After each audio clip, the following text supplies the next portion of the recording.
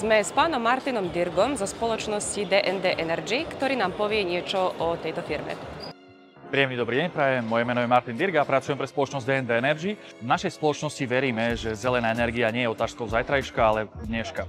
Dnes si čosi ukážeme o solárnych systémoch a o celkovom pôsobení našej spoločnosti, ktorá sa zaoberá výrobou a montážou solárnych elektrární a taktiež tepelnými čerpadlami a klimatizáciami. Čím sa vaša spoločnosť zaoberá? Takže naša spoločnosť sa zaoberá výrobou a montážou solárnych elektrární. Tu si môžeme rovno aj ukázať, ako taká solárna elektráreň v štandardnom rodinnom dome funguje. Máme tu zmenšený technický model solárnej elektrárne, ktoré montujeme na drvivú väčšinu rodinných domov. Čiže začína to pri solárnych paneloch, kde vyrábame jednosmerný prúd a následne ním pokračujeme do meniča, do striedača, ktorý nám mení jednosmerný prúd na striedavý. Do striedača vieme pokračovať buď do batérie, kde si vyrobenú elektrinu vieme uschovať, alebo rovno do domácnosti či do nabíjačky na elektromobil. Takto funguje drvivá väčšina solárnych elektrární. Už potom tá batéria je modulovateľná, avšak pre zákazníkov, ktorí sú aktuálne na trhu, je batériové úložisko veľmi zaujímavým riešením a veľmi často aj využívajú práve možnosť dokúpenia batérie k solárnemu systému. Koľko môžem fotovoltickým systémom ušetriť? Štandardne uvádzame úsporu vo výške 75%.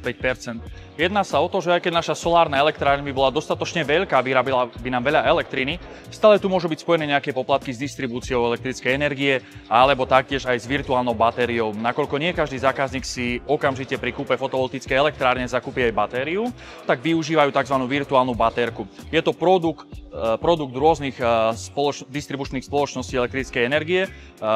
Každá má nejaký iný názov, ale podstata celkovo tej služby je rovnaká. Vyrobenú elektrínu, ktorú aktuálne nespotrebujem v dome, si viem uložiť na akýsi virtuálny účet a následne v noci alebo v dňoch, keď je menší osvit, alebo potrebujem tej elektriny viac, jednoducho využijem zo siete to, čo som vyrobil pár dní predtým a nevyužil som to v daný moment. Aká je návratnosť investícií pri kúpe fotovoltickej elektrárne?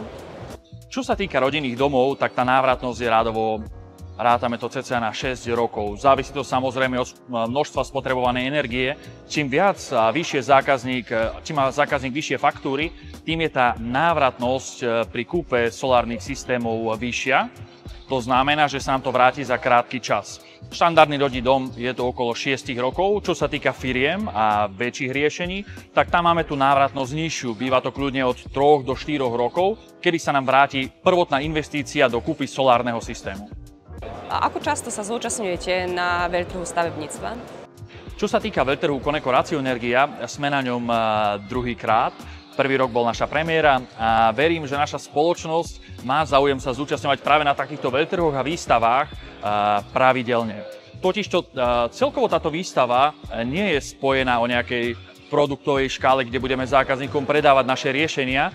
Funguje to v prvom rade ako poradenstvo pre zákazníkov, ktorí sa rozhodujú pre správny systém do svojej nehnuteľnosti, kedy mu vieme navrhnúť buď solárnu fotovoltickú elektráreň, ktorá by mu postačovala na jeho spotrebu, alebo napríklad tepelné čerpadlo, ktoré je veľmi zaujímavým doplnkom k fotovoltickým elektrárňam, nakoľko okrem elektrickej energie si doma viem vyrobiť aj teplo a stávam sa menej energeticky závislým. Aké sú vaše dojmy z tohto veľtrhu Koneko Ratio Energia 2024? Naše dojmy sú veľmi pozitívne. Veríme, že aj tento rok sme zákazníkom priniesli odpovede na otázky, ktoré potrebovali alebo chceli vedieť. A myslím si, že tu vládla veľmi pozitívna energia. Našim stánkom prešlo veľké množstvo zákazníkov a mali sme veľmi pozitívne ohlasy napríklad na tento technický model, kde takto v jednoduchosti sme ukázali zákazníkom, ktorí o tom zatiaľ nemali nejaké poňatie, ako funguje tá solárna elektráreň v štandardných rodinných domoch. Celkovo ten princíp je veľmi jednoduchý, avšak nikto nie je dokonalý v každej sfére. Máme veľmi pozitívny dojem z tejto výstavy. Bolo to veľkým užitkom aj pre nás, pre našich zamestnancov a taktiež verím, že aj pre zákazníkov, ktorí prešli našim stánkom a málo ich teda nebolo. Aký je záujem o fotovoltickú elektráreň u nás na Slovensku? Vzhľadom na ceny energií je záujem o fotovoltické elektrárne má takú vzrastajúcu tendenciu. Zákazníci prejavujú čoraz vyšší záujem o inštaláciu tohto typu elektrárne na svoje rodinné domy vďaka pomerne krátkej časovej návratnosti investície, ktorú je potrebné vložiť pred týmto projektom a vďaka tomu, že sa vedia osamostatniť a znížiť svoju energetickú závislosť od distribučných sietí alebo od poskytovateľov týchto energií. Čiže záujem má vzrastajúcu tendenciu a na informácie ohľadne fotovoltických systémov máme čoraz viac a viac dopytov a otázok od zákazníkov. Taktiež postupne nám začína, nazvime to, že sezóna inštalácií, kedy už nemáme námrazu na strechách a naši montážnici s radosťou na tú strechu vybehnú. Čiže znova vlastne už nám začína aj zvyšujúce sa množstvo inštalácií. Ale čo sa týka dostupnosti, tak napríklad naša spoločnosť vám vie garantovať od prvotného dopytu po fotovoltickej elektrárni po úspešnú inštaláciu kľudne 30-dňovú lehotu.